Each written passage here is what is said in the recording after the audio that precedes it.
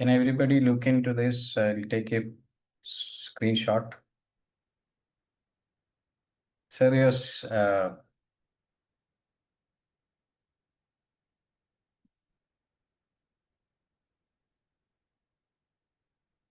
Thank you.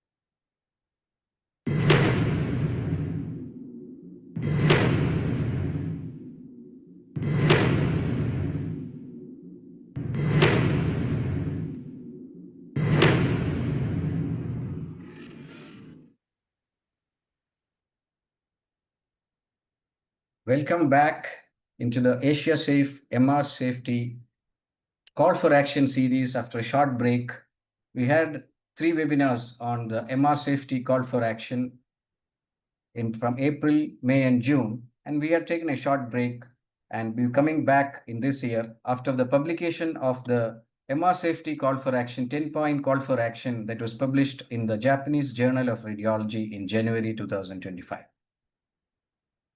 This series intends to inspire and motivate more and more departments of MRI in all over Asia-Oceanian region to adhere to the MR safety standards and protocols to be based to reduce the incidence of MR accidents in terms of projectile accidents, burns, implant failures, etc. So in the initial 3 webinars, we had interacted with the different aspects of call for action, and this one to engage in stakeholder involvement. We are bringing in the industry perspectives and their thought processes, contributions, and their actions for MR safety. And today, the industry innovations is the theme of this webinar. I have with me the Chair of AsiaSafe, Emeritus Professor Hoong to moderate this session along with me. Professor Ng, do you have to say a few words? Hi, thank you, Dr. Rijo, for introducing this MR Safety series. My name is Professor Kwan Hoong. I'm the current chair of the AsiaSafe, which is part of the AOSR. And the idea of the AsiaSafe is really to bring all the Asian countries as well as ASEAN countries to put emphasis on patient safety, be it ionizing radiation safety like that of CT, X-ray, and as well as non-ionizing such as the MR safety that we are embarking.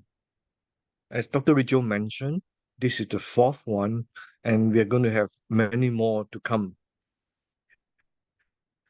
Altogether, there are 10 points, 10 core items for the call of actions.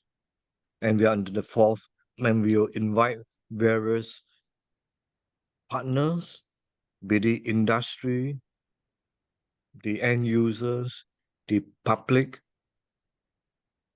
and other stakeholders as well, so that we will collaborate and contribute towards better patient safety. So look forward to tonight's exciting program, which Dr. Rijo will introduce them, and let's go.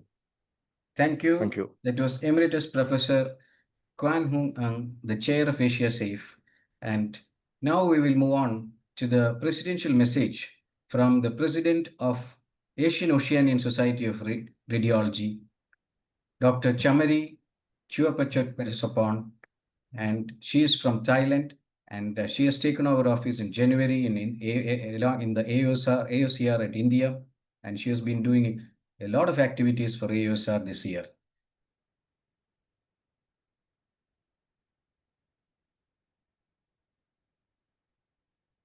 Good Welcome, evening, colleagues and friends across Asia Oceania. I'm Dr. Rijo Mathew, President of AOSR. It is my pleasure to welcome you to this important session of the AsiaSafe MRI Safety Call for Action series. Tonight, we have honored to hear from two outstanding speakers, Dr. Tong from United Imaging Healthcare and Mr. Chen from Siemens Healthineers. Their insights into industry innovations will help us advance MR safety and improve patient care across our region. Thank you for joining us. Back to our moderators. Thank you. Thank you, Dr. Chamari, our president of the Asian Oceanian Society of Radiology, for giving that wonderful message. Now we will move on to the scientific session. We have got two speakers here today to talk on the industry innovations in MR safety. One is Dr. Yan Tong from United Imaging, and the other one is Wei Chen from the Siemens Healthineers. So before we go into the talk, I've got a few announcements to make. If you've got any questions on the topics, you can put it in the chat box or the question box. We will take it up after the end of both the sessions. And a QR code will be displayed at the end of this session, which is a feedback form which you have to submit for your eligibility for the certificate. So now we move on to Dr. Yan Tong, who has been a research collaboration scientist in United Imaging and is presently a senior clinical application specialist at United Imaging with an educational background of Ph.D. in MR physics from the University of Oxford, UK, and Bachelor of Science in Biomedical Engineering, Texas, A&M University, United States of America. Let me invite Dr. Yan Tong to proceed with the first lecture. Thank you, Dr. Rijo Mathew, for the introduction, and thank you for you and Dr. N's invitation to speak here. I will present United Imaging to give our perspective in MR safety. So I'll share my screen now.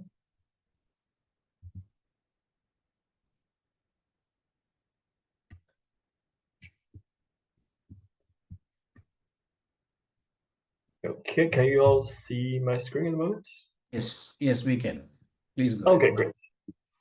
So I'll start our presentation today as a representative of United Imaging, as I mentioned. So I'll talk about our industry innovation and solutions to MR safety.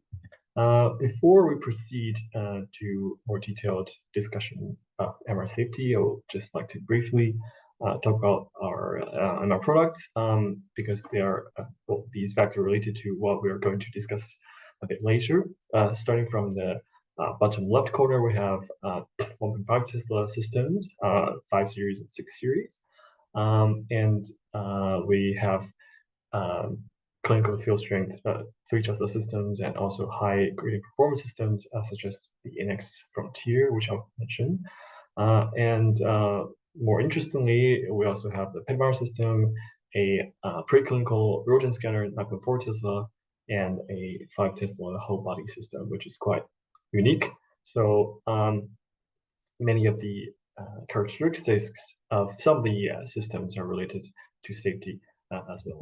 So what are the common concerns in MR safety? So there are primarily these following points, each related to one part of the MR system.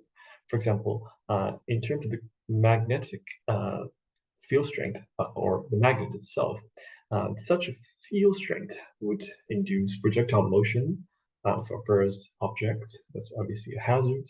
We also have the possibilities of rotation of motion of implants within the body of the patients. And finally, we have the possibility of quenching because we are hosting a large sum of liquid helium in the magnet. In terms of the RF system, the primary concern is deposition of RF energy from our transmit RF coils. Secondly, we also usually recommend the patient to not have their hands crossing, have their hands or other body parts touching other parts of the body. That's because current loops within our body could induce burns as well. In terms of the gradient system, because we're driving a very high power in the gradient system to produce a gradient field, we could have peripheral nerve stimulation or PNS due to rapid switching of imaging gradients. The acoustic noise that we usually associate with MRI is also a product of the rapidly switching gradients. I would say these are the three major concerns in terms of the components we're looking at in terms of safety. In addition, we do have a patient table that could injure patients during the movement, although that's somewhat rare. And we also have the laser we're using the laser in the position of the patient that could be damaging to the eye. And finally, we could be having issues with the gadolinium contrast after injection into the patient's body. And this is also patient dependent. So among these factors, I would like to spend the next few minutes talking about the first two, which is the magnet and the RF system. I would associate that with one of our newer introductions to the MR market, which is the 5 Tesla system. So why would we like to go for higher field strength in MRI? So this is a table from a paper published by Mark Ladd and his colleagues from Germany. So in this table, he mentions the following pros and cons of moving to a higher field. The first one is the most obvious advantage of going to a higher field, which is signal to noise ratio, or SNR. Roughly, it is somewhat linear with the field strength in terms of SNR. It makes a high resolution possible. It can reduce scan time. It also makes X-nucleus scans such as phosphorus or even potassium are feasible in a higher field strength. However, if we're looking at it from the perspective of safety, of MR safety, there are two issues associated with higher field strength. Primarily, the first one is ACR, or specific absorption rate, which goes higher at a higher field strength.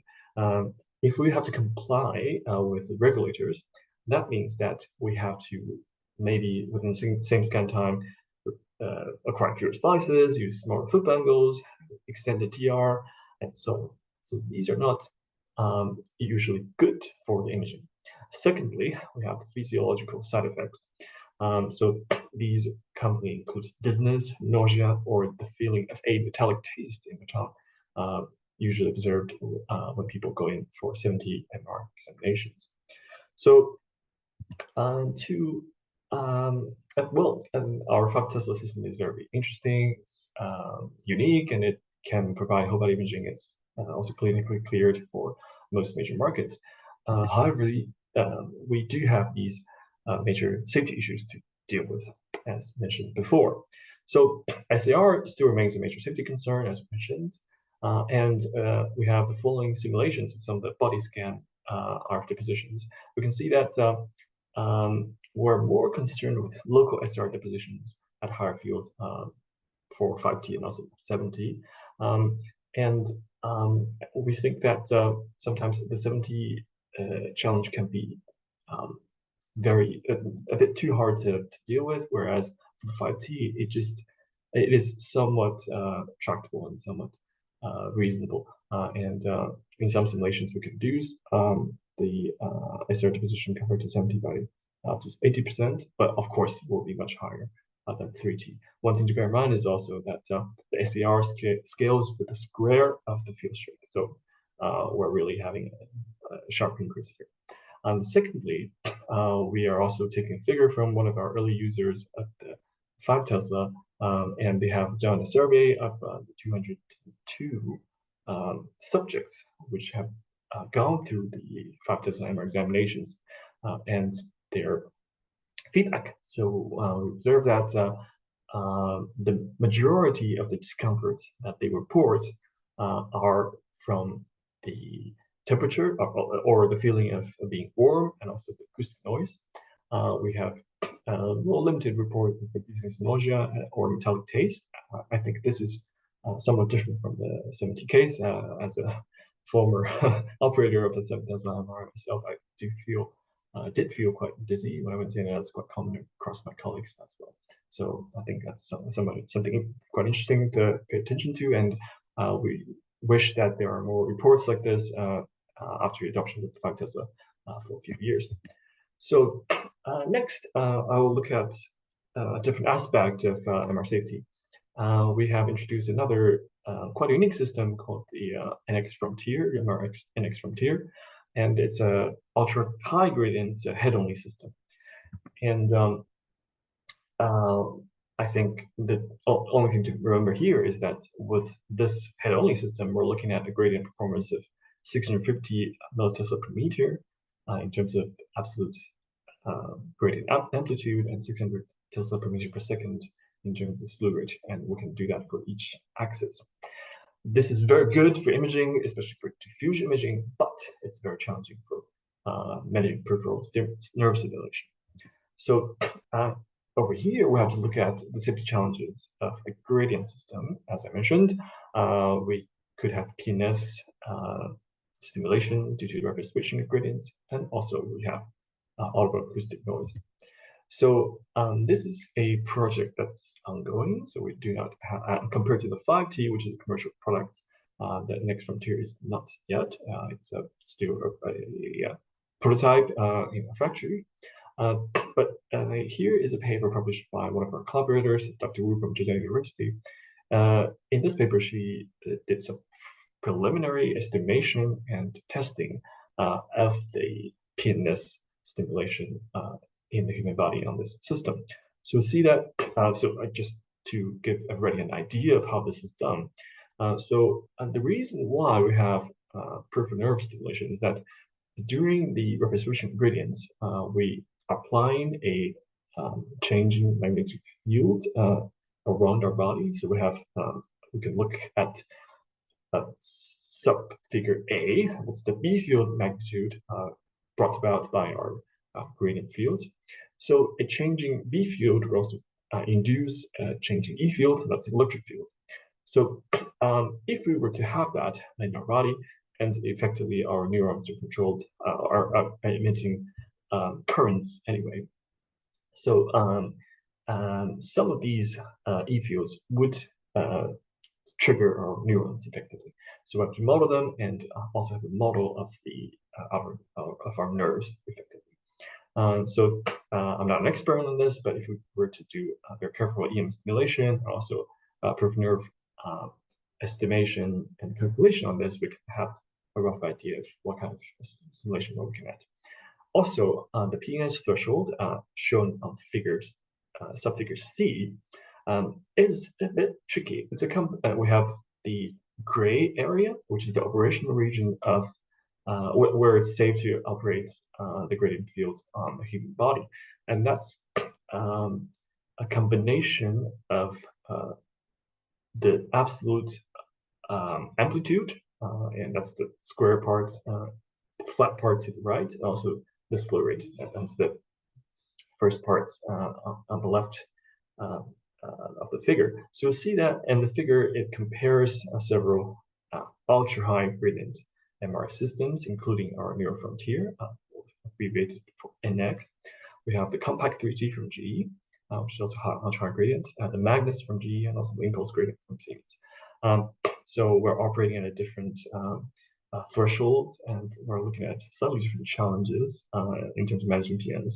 But effectively, we have to stay in this gray area, and very, very detailed understanding of the PNS phenomenon is still an active area of research. A lot of people are looking at it, and different individuals might also have slightly different reaction to the same kind of gradient switching as well. But one thing just to bear in mind is that these shaded areas, or the operational area, indicate regions where operations are possible, but in some parts they're constrained by the Gmax, or the maximum gradient amplitude.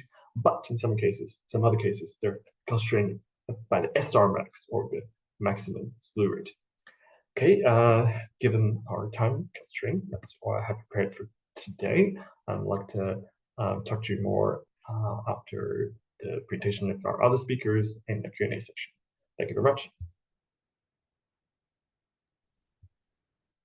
Thank you, Dr. Tong, for that wonderful insight that is provided from the industry perspective, especially the magnet, the gradient coils, and some of the major aspects that you have dealt with from the industry innovations. But there are more we are looking at, which we would like to hear after the next talk. Let me invite the next speaker,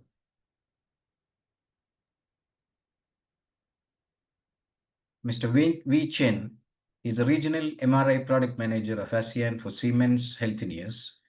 Wei Chen is a medtech professional with over a decade of experience advancing diagnostic imaging across Asia Pacific, specializing in MR safety and clinical adoption. As regional MRI product manager at Siemens Healthineers, Wei leads the integration of innovative MRI technologies in key Asian markets, driving clinical adoption and market expansion. Wei has successfully spearheaded the go-to-market strategy for advanced MRI platforms, collaborating with clinical leaders to validate new applications and enhance patient safety. With that introduction, may I invite Mr. Wei Chen of Siemens Healthineers to give his presentation on industry innovations in MR safety. Welcome, Ben. Thanks, Dr. Rijo.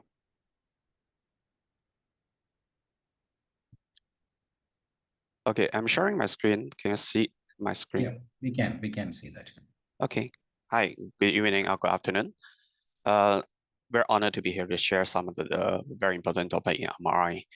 So just for information, before I moved into MR product manager role, I was in application role for more than 10 years. And the first thing, every time I went to a customer site, the first topic I teach the customer is MR safety.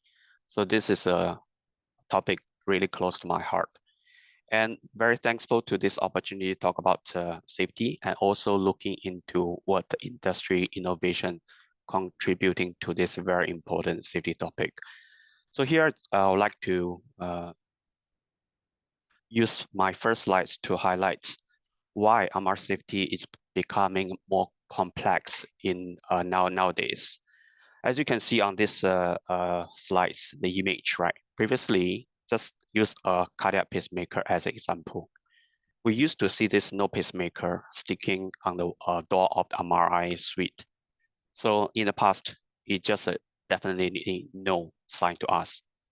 Recently, lately, the cardiac pacemaker become so-called MR conditional. This is a term we used. We can bring a certain cardiac pacemaker into MR scanner and perform scan. So that's the evolutions of MR safety labels, right? Making simple things more complex. Long time ago, when MR first introduced, we only worry about the first generation of safety, mainly focusing on fundamental risks like projectile accidents, as well as acoustic noise. Probably most of the time you hear all the MR accidents in the news, it's more something related to projectile accident, oxygen tank fly into the scanner, kill someone. Usually it will be reported in the news. However, you seldom hear people talk about the injuries related to the liquid helium or burning related to earth heating, as well as some of the damage in plants. There's one more actually concern is about earth energy deposition into the human body. We'll touch on a little bit. So as you can see, the world of the safety or the words of MR safety become more and more complex in current circumstances. So I would like to focus on 4 key technologies on hardware, physics, as well as software and AI. How does these new developments in MR technology helping into making MR safer? Okay, so first topic is more related to the latest developments in MRI world. Probably as you know, there's a big movement moving from helium-heavy system into helium-free systems. So as you probably know, for traditional MR magnets use more than 1,500 liters liquid helium. All these liquid helium actually carries a huge risk. The pictures you see on the slides, you see a lot of the white smokes. Basically, these are the gas helium, right? So during a quench event, helium will rapidly boil off, and we require basically a quench pipe to channel this helium gas outside the room. So helium gas, as you can see, sometimes it's really heartbroken to see this type of images. Every time when I see this such images, helium frozen by burn, yeah, it's very ugly pictures, right? So with the new generation of system, dry cool simply means we only use a 0.7 liters helium, and this amount of helium will still for life. Even during this event of quench, 0.7 liter helium will be gas helium will be collected by the system and can recycle back into the liquid form and reused. So in this case, there's no need of quench pipe. Also, there's also no related helium-related injuries. So that's one of the innovations in the industry, and I think the entire industry is moving towards the helium-free direction.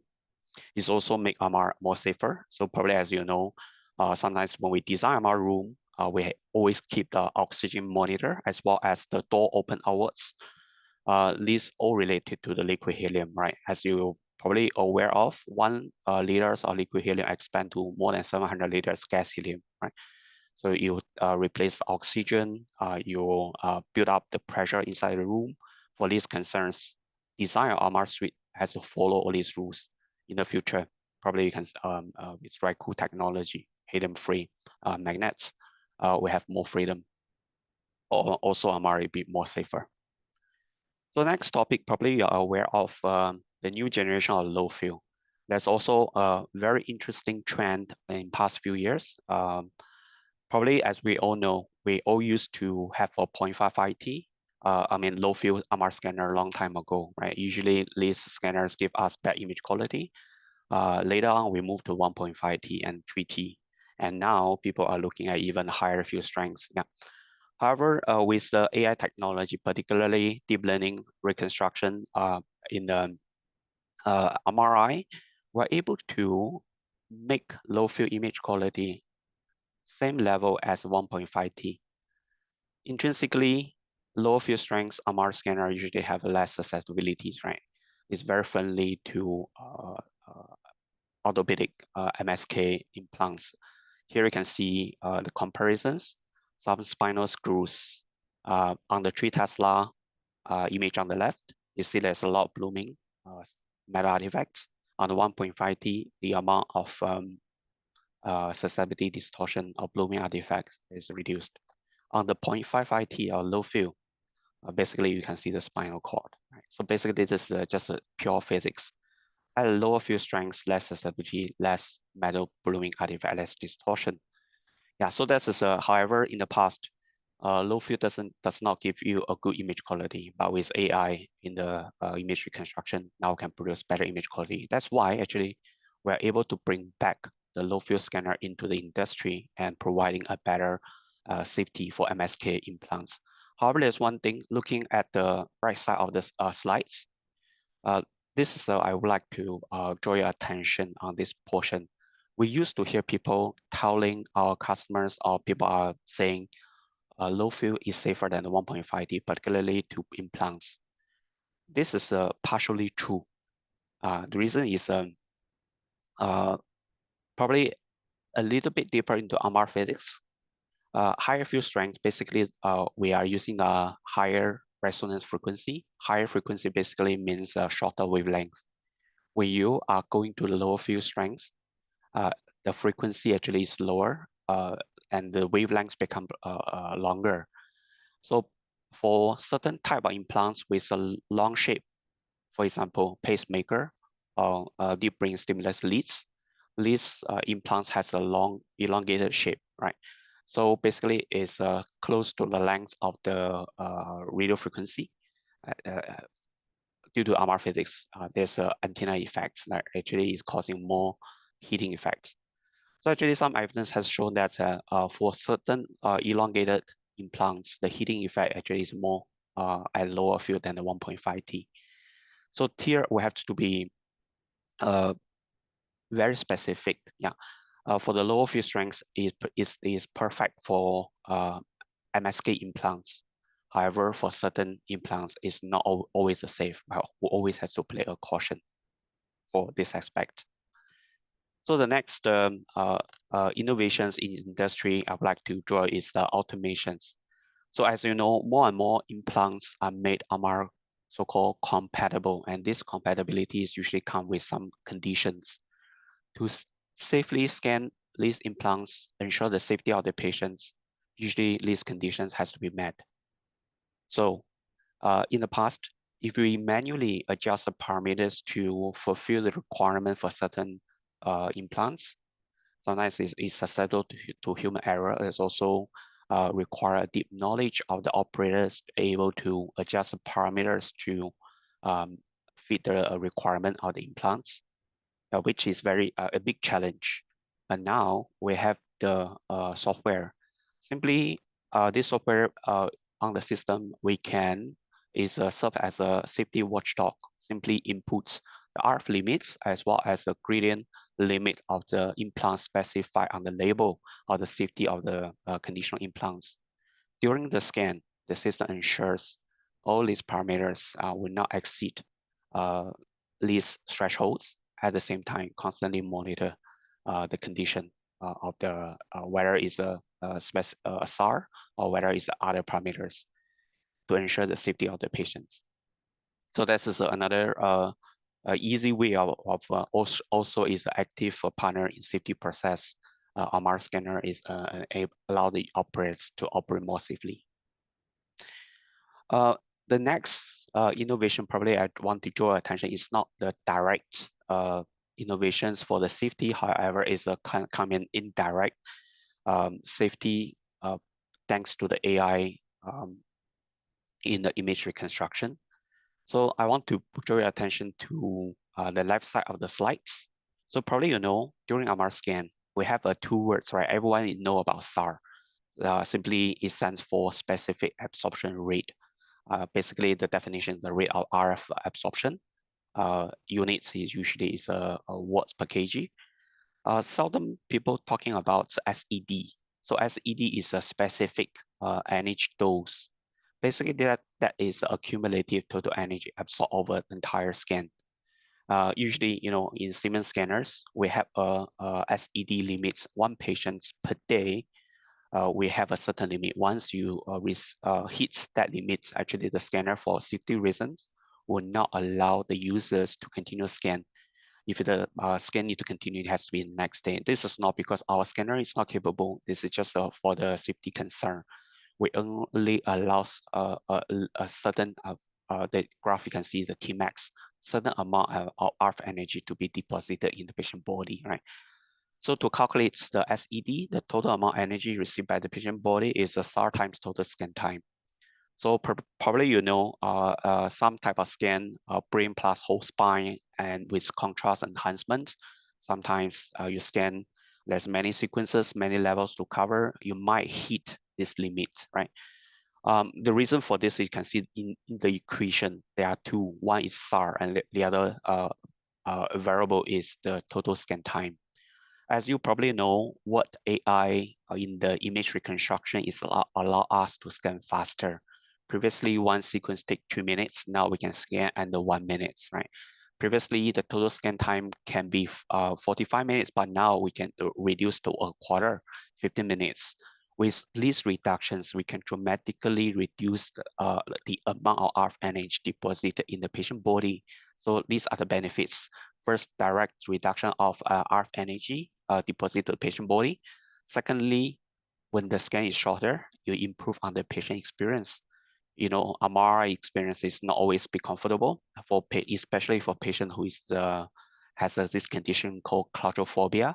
They are scared of small confined spaces.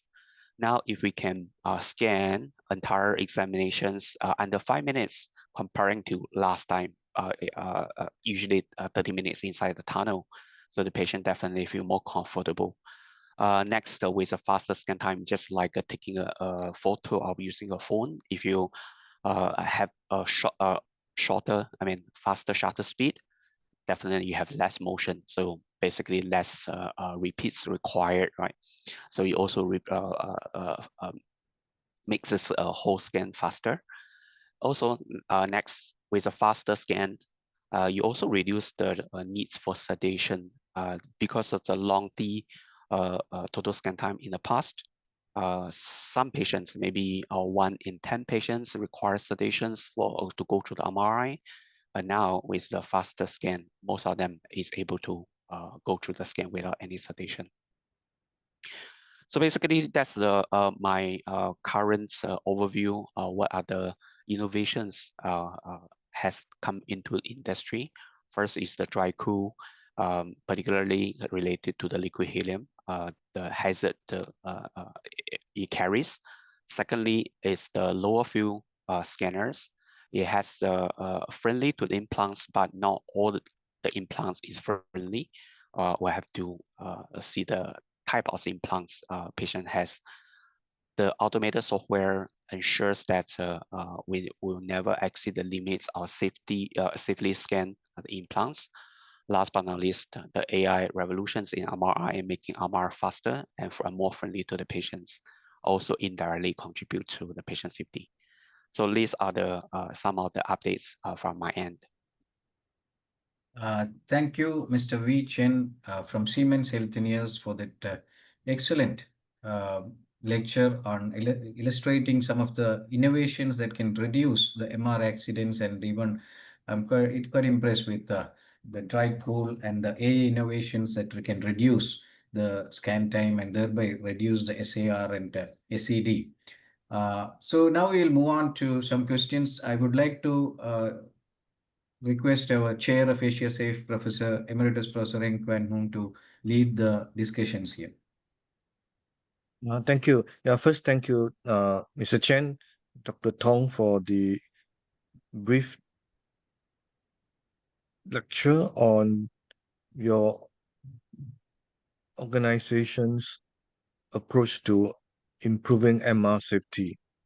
For the next half an hour or so, we're going to have a forum discussion, and then we invite the audience to submit your questions as well, so that we can have a better understanding of the MR safety. Now, the first question, well, the couple of questions were addressed to both of you. You also have mentioned this in your talk, but it'd be good to recapitulate the essence of that. For example, what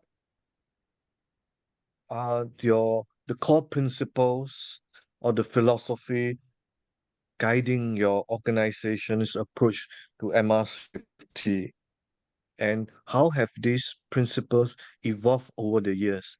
So maybe start with Mr. Chen first. Okay, thanks, Prof. Ong. So basically, our safe culture is built on 4 pillars: a safe physical environment, strict procedural control, emergency readiness, as well as proactive risk management based on ISO. This ISO standards 14971. So recently, our evolution has focused on engineering inherently a safer technology. For example, the dry cool.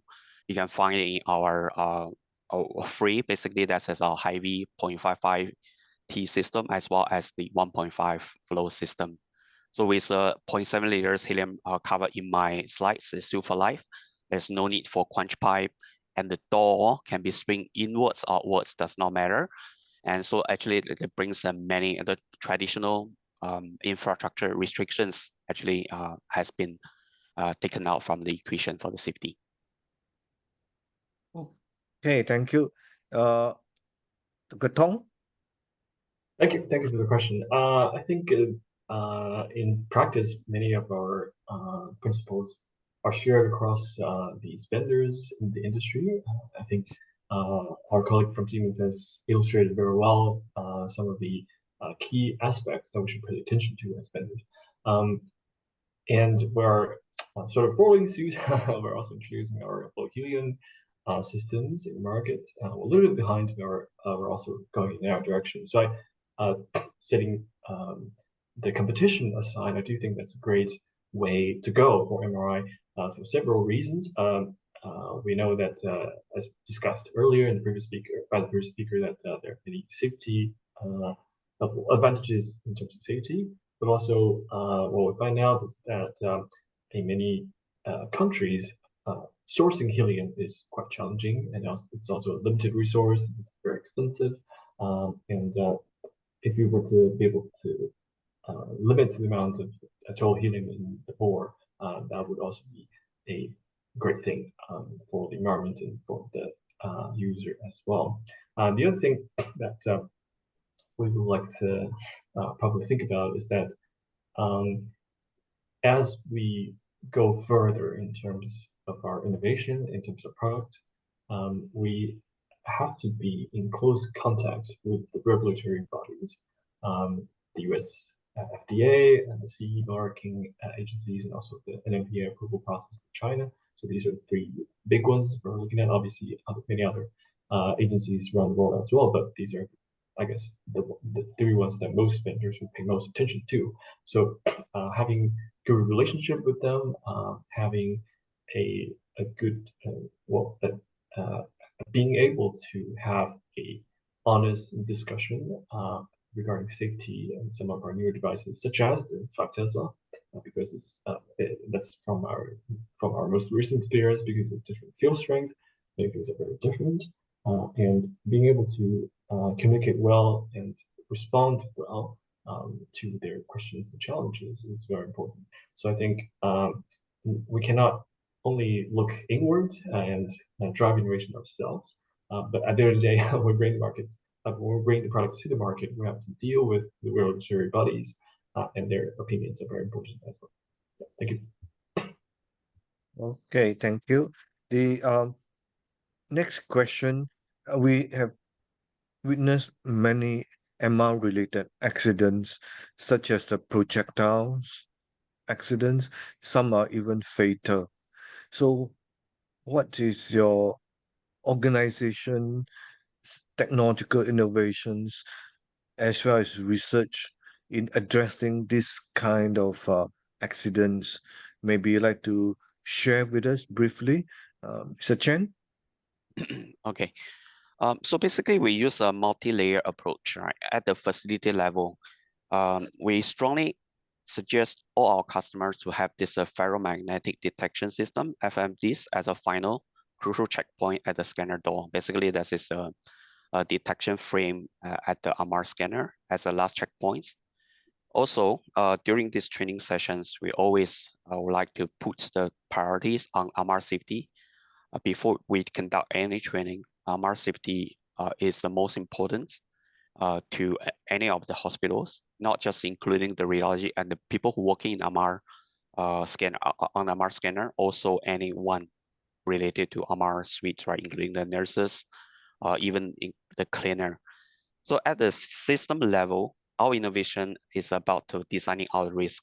As mentioned, the dry cool technology basically eliminates the liquid helium and the quench pipe, making the MR system fundamentally simpler and safer to the site and to maintain.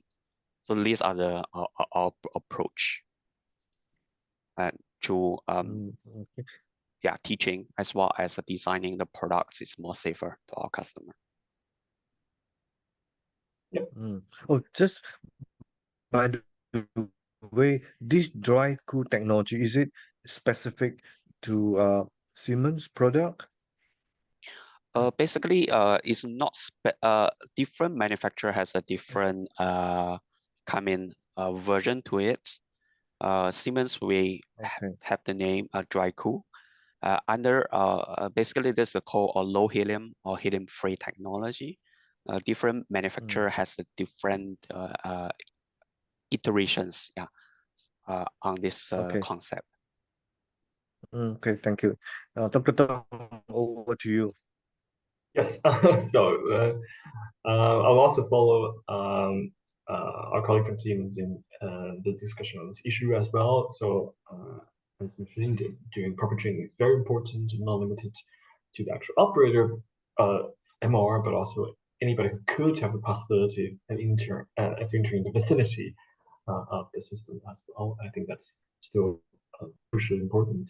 Obviously, again, we do have the idea of a low helium system, which would be much less.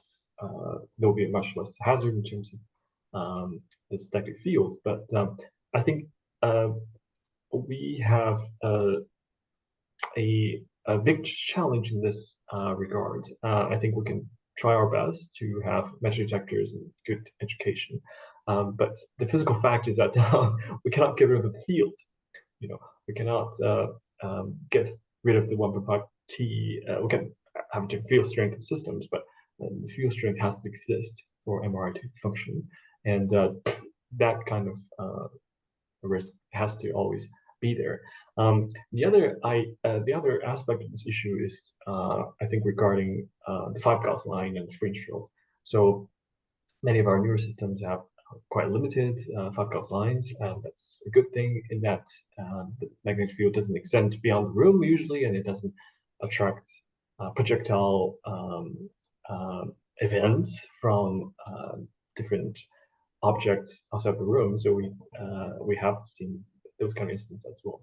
However, that's not always better, because we can have situations where if somebody were to enter the scanning room with a ferrous object with a coin or something, and if we have very, very, very limited fringe fields, this person might not feel anything until they are reasonably close to the board of the machine. And once they realize that something is wrong, maybe that's too late, because the DBDT of those systems with very, very, very limited fringe field changes is very high, or i.e. the magnetic field changes very quickly once you approach the system, compared to earlier systems where the field extends further outside, but then the change is more gradual. So I think, you know, it's a tough one. Obviously, we're trying our solutions as vendors, but at the end of the day, I still think, you know, having proper education and training in terms of the hazards of the main field is still the most important approach. Okay, thank you, Dr. Tong. Meanwhile, the audience out there, please submit your questions, your comments, and I would like to hand over to Dr. Rijo to continue with the panel discussion. Thank you, Professor Ang.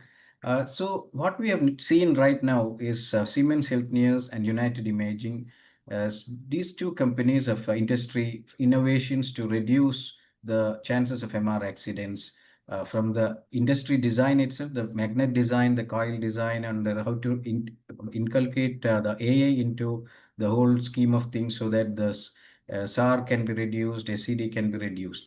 But I just would like to add on, would like to hear your views on two more aspects. One, what we understood from the concept that I've proposed for MR safety in every institution is MR safety pyramid, and the baseline is training for the radiologists, radiographers, the whole team of even the hospital staff included. So what are your inputs? What are your contributions towards the training, like MR, virtual MR, so something like with the new modern technologies coming in? What are your contributions? Have you thought about it, or are there anything already on the board? Can you please explain? Mr. Chen first. Okay, so basically, as you probably know, Siemens Healthineers, we have these global training centers. And this is one of the big part is, I think we have 3 major global training centers, one in Germany, Erlangen, the other one in Shanghai, and also one in Cary, USA.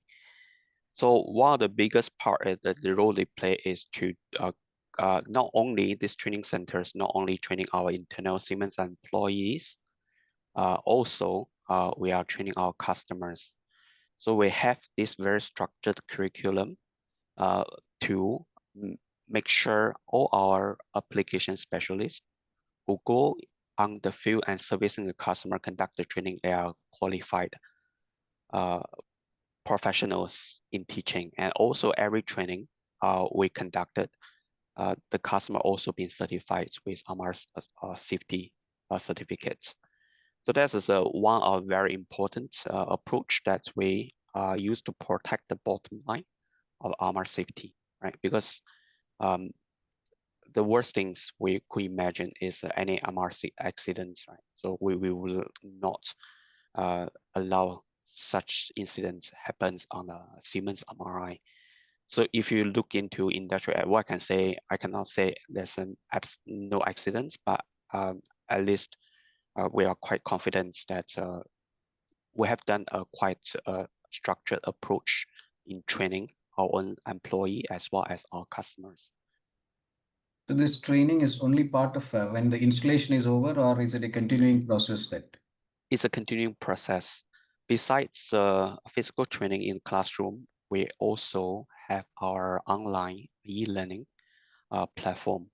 So all the safety related informations you could get from our Siemens Training Center website as well. Right. Dr. Tong from the United Imaging, what are your contributions and thoughts on the training part of it? Because Yes. training the personnel involved, the MRSO and the MR director and even the rest of the staff is very, very important to prevent some major projectile accidents, etc. Yes, thank you. So I think, again, the vendors share a similar approach. We do have local training centers and also online materials available for our internal colleagues to study, and they have to pass through examinations to obtain certificates that allows them to provide customer training and also customer servicing. I would like to add maybe just one more thing. That's some work I've been doing with my colleagues in recent months. That is to make some of our training materials multilingual. And this is a particularly a challenging issue in certain regions, such as South America and North Africa. So many of our materials are primarily in English, of course, but in those areas, it's quite challenging to have good English speaking and listening skill for the operators. It's probably okay for some physicians, doctors, but that's not always the case for other professionals in the hospital. So we're taking this opportunity to make many different versions of our training materials in both the subtitles, but also the audio into their local language. And in addition to distributing, obviously, our materials internally, we would provide some several basic training videos, or post these videos in our internal platform, and a user of Image Imaging MR system can request to log in with their email and have a look at those materials in their own language as well. We're expanding the list of languages available, and that's always challenging because we need to make sure that they're accurate. But I think that's also one thing we kind of have to do if we were to expand to many countries that do not speak English well, and we're starting from these two regions, but we're expanding to many more as well. So again, just to come back to our early discussion, we're not only the people who should go over these videos are not only the radiographers, radiologists, but also, as mentioned, the nurses, the cleaners, and everybody who has the opportunity to be in the vicinity of the MR system. So, yeah. So I'm hopeful that this continuing training processes, has it got any accreditation components or any certifications that on a continuous basis, of any new employee joining in, they can refer to your training programs or something like that?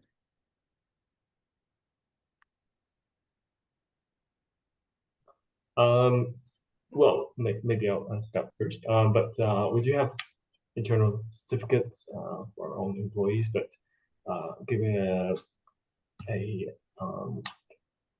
customer that kind of safety certificate is not something that we're currently doing, like possibly in the future.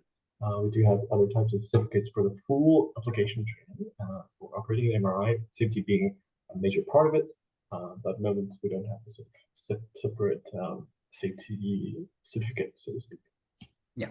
So what we want to focus on, one, the training aspects and the industry's involvement in that. As an organization like us, are continuously giving this training opportunities for technologies, radiologists, etc., and all those stakeholders involved there.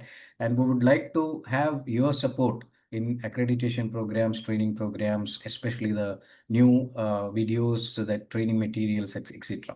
One more area that I want to, because an inventor is always involved with right from the installation. You have told about the industry innovations to reduce MR accidents, but right from installation to the operation, and your service team is involved in installations. What we have observed throughout Asia Oceania, especially the tier 2 cities and below that, is the lack of zone 3. So whenever we interact with this, the MR installations, the response that we get, the industry people did not insist on it, and we also had time, space constraints, so we tried to overlook that. But can it be a policy from the industry, from it to insist on the zone 3 on all installations, especially in the Asia-Oceania region? I'm not talking about the West, or especially in the Asia-Oceania region. What are your thoughts on it? Basically, definitely from industry, we play a major role to educate our customer, also reinforce the safety or the zoning particularly. So I can assure you, if from Siemens, we are our project team. We will give our customers the right recommendations on the safety zoning. I remember many years ago when I went to a Malaysia site, of course it's not Siemens site, there's no zoning.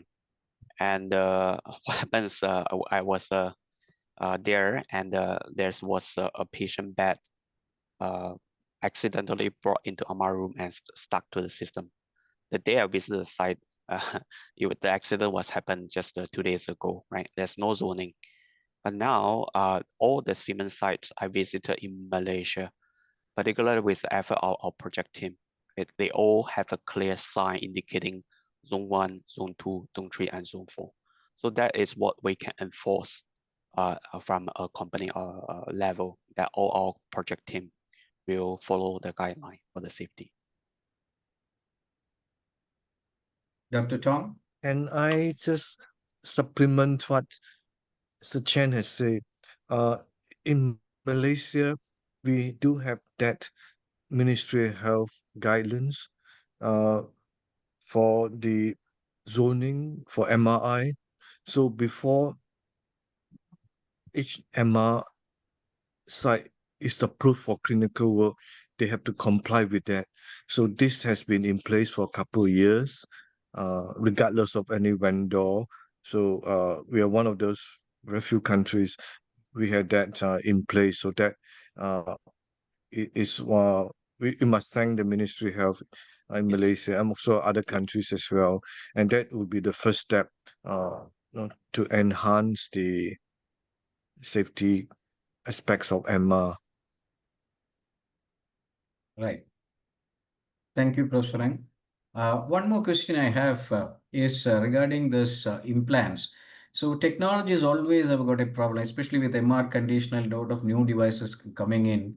Technology is always have a problem, and they've got some resources like mrsafety.com and etc. But what are the support systems that are provided by the industry to tide over these issues that the technology faces with respect to the MR conditional devices, or to know more about the devices?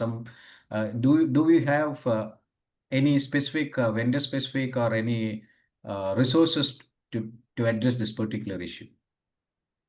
Mr. Chen? Okay, thanks, Dr. Rijo. I remember back the time when I was still scanning in the hospital, every year we'll have a new copy of MR Safety book. It's a quite thick book.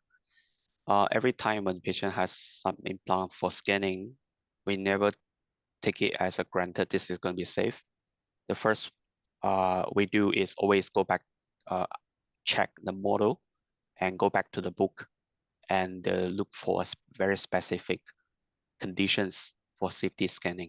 So I think that's the fundamental rules we have to, I mean, from a imaging operator perspective, we have to be the guardian of the patient safety, right? By doing these steps. From industry-wise, I think our MR Safety book, they have a revision every year. Also, the manufacturers of implants, they should be also reporting their implants requirement conditions to this writer of this book. So I think that is a multiple contributions ensures that we can scan the implant safely. Perfect. Dr. Tong? Excellent, Mr. Chen. You mentioned about this book is like the Bible for safety. Yes, yes. It is the Emmanuel Canal's book. It's interesting, as you mentioned. It's been updated almost every year, right? And Yes. it's a catalog of all kind of devices. You have any implants or clips, you refer to that. Is excellent. It should be at every MR site, right? And technologies we should refer to that, or in case it's in doubt, and make very sure. It's a very good point that you have mentioned. We have a few questions from the audience. In terms of pregnancy, how about MR safety in pregnancy for higher field strength, especially on 5 Tesla? Who wants to take it? Tong or Chen? I'll try to answer that question. So I guess for the 5 Tesla scope in terms of scanning body parts and those sort of scenarios, we're being a little conservative at the moment because it's very new, it's very recent. So we scan most of the normal, shall we say, normal body parts from head to toe, but in terms of implants and pregnancy and also fetal scannings, we're being a little conservative. I do believe we have some initial examinations in pregnant women, but I cannot give you their detailed explanation of how things are being conducted or the reports of their experiences because it's still too early. But I believe that should be we should wait and see how they're going, and hopefully in a few years' time we can give more thorough recommendation on that. But I do have confidence because it's, and we should. If there are advantages of going to a higher field strength, including up to 70, and our clinical partners are interested in those scans, and then they're taking their time to explore those possibilities with safety in mind. I'll take one slightly different example of that. So in our FDA submission of the 5 Tesla scanner, we're claiming to be able to scan children above 30 kilograms. So that's quite a high weight for pediatric examinations. So in some of our pediatric installations, they think obviously 30 is not enough. We want to scan smaller children, and then they're doing their own internal review on the procedures doing that, and they have their own internal processes of starting testing of smaller children. And I think in my personal experience, that has been going well. So I'm not that familiar with the cases of pregnancy, but I believe that they're probably similar. That's probably a similar situation, but hopefully in a year's time, we should be able to get a better recommendation on that. But I think these things always take time. If you go from 0.5 Tesla to 1 Tesla to 1.5, people at the time did a lot of testing on these issues as well. We then moved on from 1.5 to 3. We should do the same, and we did the same. And now we're going from 3 to 5. We're starting to do some of these work as our early colleagues did, and hopefully we have some results to share in the near future. Mr. Chen, your take on it. Basically, there's no FDA or regulatory approved to scan pregnancy or pregnant women. So basically, there's no basically when you do this, it's a more like off-label. Always the clinical decisions, so-called the benefits versus the adverse effect. So it's all case-to-case basis by the doctors, clinicians. Okay, right. So we'll take one more question from the audience. A lot of AI related for safety innovations, how this development impacts sustainability direction of the company. A lot of questions on energy consumption on AI development. So there is now the sustainability of MR itself is a major contributor towards energy, and now the AI also being added into it. Will it add on, or how do you want to answer this question? Probably I would take it first from my perspective. As you know, we are in the AI wave, so there's lots of data centers hungry for powers. So energy is really something that's is essential for the future of humanity, right? In terms of AI, when it comes to MRI, also we are considering about the power consumption. So there's always innovations built into our newer MR scanners. For example, when the scanner is not running, there's certain components of the scanner can be turned off to reserve energy. Even in between patients switch from one to another patients, just for a few minutes, we can save some energy. Accumulative, we can save quite a lot, right? These features are built into Siemens MR scanner. So that's from the energy perspective. Secondly, we think about helium, right? Helium is a non-renewable resource, and to mine the helium is also consumes a lot of energy, damaging the environment, right? From an environmental friendly perspective, if we use less helium, we do not need to mine more helium, so it's also making the environment more sustainable, right? So that's the study is our AI deep learning reconstruction. Previously, you have to scan 3-4 minutes. Now you can scan under 1 minute. It is dramatically reduce the power consumptions, right? Basically, the on-period of the MR scans. So all combined together, I think we are moving into a very good sustainable future with a new generation MR scanner. So introduction of AI will definitely reduce the energy consumption. So Dr. Tong, what is your take on it? Same, or do you want to add on to something?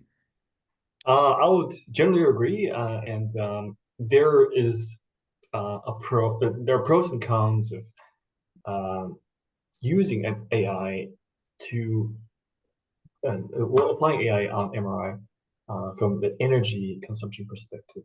We do consume energy to train animals to help us solve MR problems such as acceleration and so on. So that consumes energy. But when deployed, they reduce energy consumption because they reduce scan time and they save the bills of the hospitals as well. So we have this, in my personal experience, because I'm in charge of the international sections here. When we visited Europe in 2022, there is a huge demand from our customers in Europe on this so-called what we now call eco mode in our systems. That is because after the war between Ukraine and Russia, the electricity prices in Europe skyrocketed. The energy prices in general skyrocketed.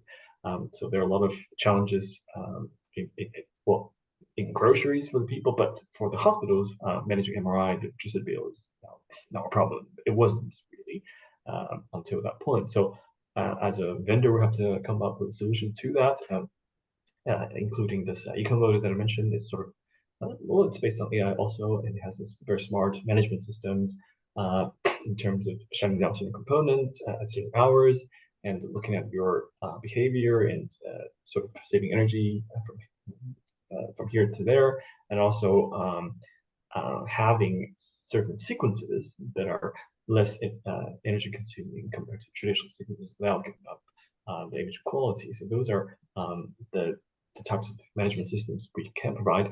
And also, again, from AI acceleration to AI deep learning based constructions, we are all saving time and also, as a result, energy when we apply AI in those areas. And I'd like to maybe point and maybe look at this from a different perspective. Sure, AI as a whole, in terms of the investment it has been had in recent months and years, it's huge, and we have seen huge data centers being constructed in all over the world, but probably mostly most importantly in China and the United States, even in recent months. But I have to say, as a more traditional manufacturer of imaging devices, the amount of energy we are consuming at Siemens or Siemens on training our AIs is by no way, it's not in any way comparable to that from Facebook or Google, and they are orders of magnitude. I think they're consuming carbon and orders of magnitude larger than us, and we're not training this huge language models to help us answer questions. So I'm not saying that applying AI on MRI is easy. It's not, but I'm just saying that many of the issues or challenges or concerns with the power consumption in AI probably should not be primarily directed at medical device manufacturers. Maybe more pressure should be given to those major players in AI in the general sense, if that makes sense. Thank you, Dr. Tong. And I think we had a pretty good discussion here. One more final question. Whenever we talk about MRI safety, we talk about the incident reporting systems also. So incident reporting systems, from the manufacturer side, do we have any kind of a record, any kind of a incident reporting system throughout the world on your installations? Do you have that kind of a data with you? It's a difficult question. You can skip it if you don't.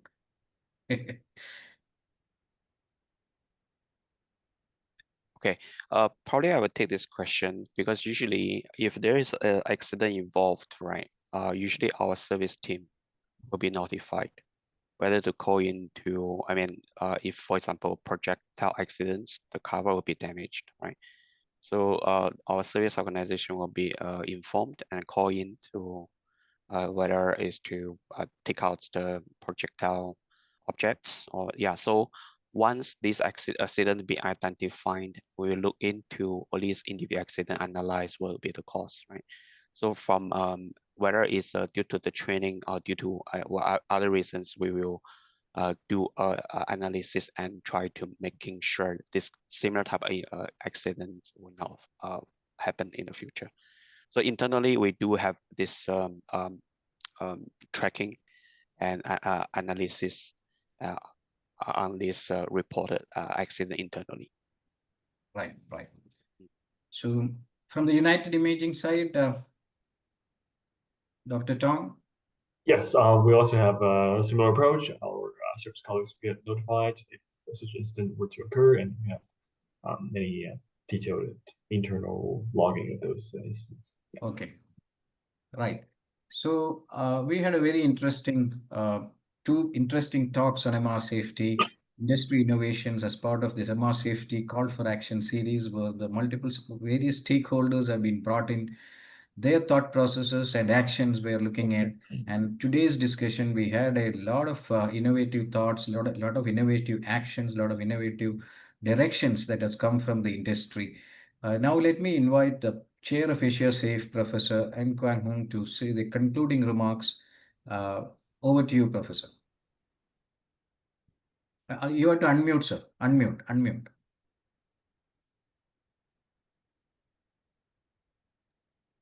Thank you very much for Tong from United Imaging and Mr. Chen from Siemens Healthineers for helping us to understand more about the MR safety for various innovations from the respective manufacturers. We're going to have further MR safety webinars in the future. We'll continue with this collaboration with different other manufacturers, end users, and the others as well. So before we end, we like to inform you or invite you to attend the next webinar. Can we display that? Yeah. In addition to this MR MRI Safety webinars.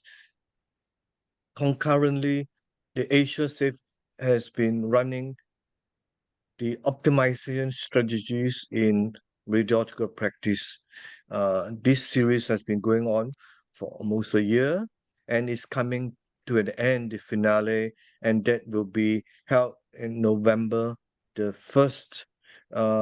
We bring together various experts from radiology, medical physics, radiography or technology point of view from various countries. So that will be a very exciting one to sum up on these optimization strategies in radiological practice. So do invite you to register to come.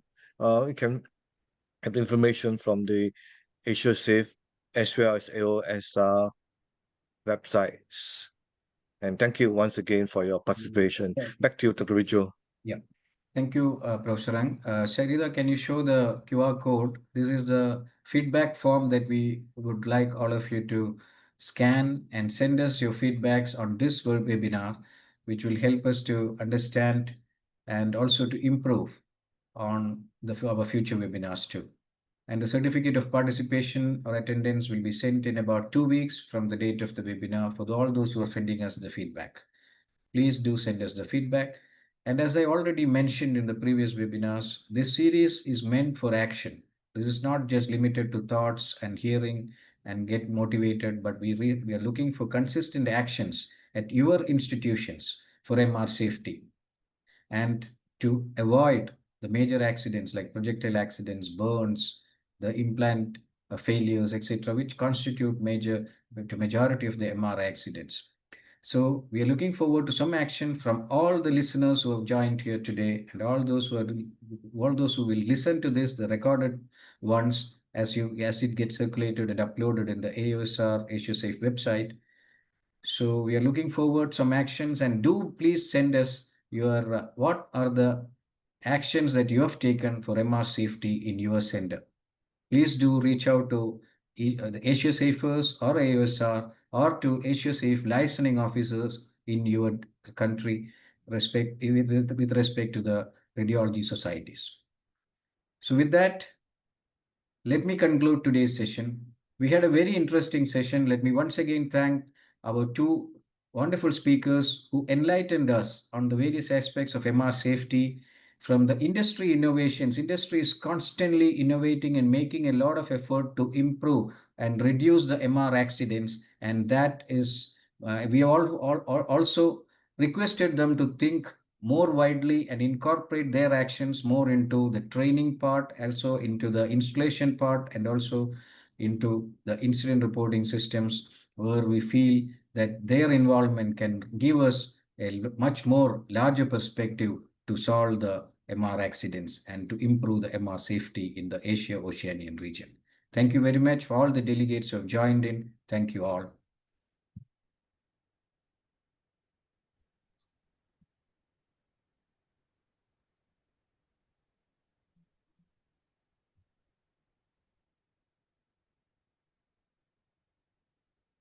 With your permission, I'm closing the session, sir. Yeah, please do. Thank you, everyone. Thanks for the invitation. Can we take one photograph